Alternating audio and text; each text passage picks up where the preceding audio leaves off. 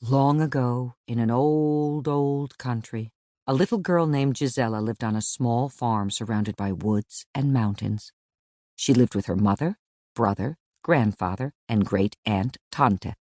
They had a horse to ride and to pull the plow, a goat for milk and cheese, a sheep for wool, a pig for a pet, a cat to catch mice and purr by the fire, a rooster to crow, and lots of fat, red, white, and yellow hens, and one black one.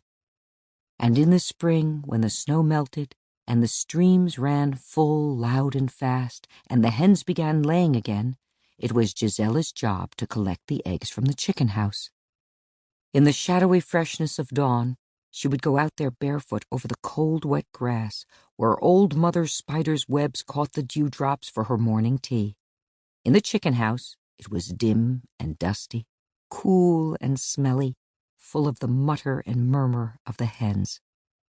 She would wish them each a good morning as she tickled them around their wattles the way Great-Aunt had taught her. If she did it properly, she could slip her other hand under them and take out the new warm eggs, delicate as china cups, wisps of straw still stuck to them, and put them in the big basket her mother had made. There were 12 hens, each named for a different month of the year: January, February, Marcia, and so on.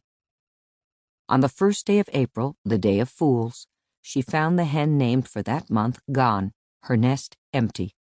Gisella ran to the shed where her big brother Tavido was milking the goat. "April is gone," she said. He ran to the empty nest and sniffed the floor all around it. "The fox," he said as he stood up. He was tall, and his downy new whiskers glittered like gold in the morning sun. She ran after him to the house. Mother, grandfather, and great-aunt Tante sat at a big table with steaming bowls of hot milk and chunks of black bread dripping with honey and butter. Nubia, their big calico cat, lapped his milk by the fire. "The fox," said Tavido, "that vixen we've seen. She took April." "Poor April," said Mother, shaking her head, as Great-Aunt mumbled sounds like a broody hen. Grandfather struck the table with his fist, got up, took the long rifle down from over the door, and gave it to Tavido.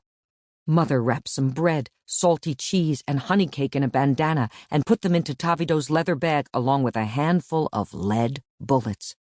They all followed him out the door, into the yard, and he started toward the woods when Great-Auntie said, "Listen!" They listened. They heard a clomping, regular and rhythmic. They could feel it in the earth. "Run," Grandfather said to Tavido. "Run to the woods." The clomping became stronger and louder with every clomp. But the boy just stood there, looking down the road that came past their house. Now with the clomping they heard a jingling, getting louder, getting closer. "Run, Tavido," clucked Great-Aunt Tante. "Run!" Now there were drums along with the jingling and clomping. "Run to the woods!" His mother shook him, her shout all but drowned out by the drumming and clomping and jingling. But Gisella's brother stood like a tall blonde statue, spellbound by the sound, looking down the road. "I'm not afraid of them," he said. "I'm not afraid of anything." Then around the bend came marching drummers, all in black, beating big red drums. Behind them on a black horse rode a general, in a long black coat and silver helmet studded with spear points. He had a big black mustachio that stood way out on either side of his nose like horns. Behind him marched the soldiers, with their black rifles on their shoulders, a bayonet on each rifle. "Halt!" shouted the general, raising his sword high above his head. With a clash and a jingle they stopped in front of the house. In the sudden silence from far off, Gisella heard a fox bark. "Young man," the general called to her brother, "you're a crag, aren't you?" "Yes, sir," shouted Tavido proudly, saluting and snapping to attention.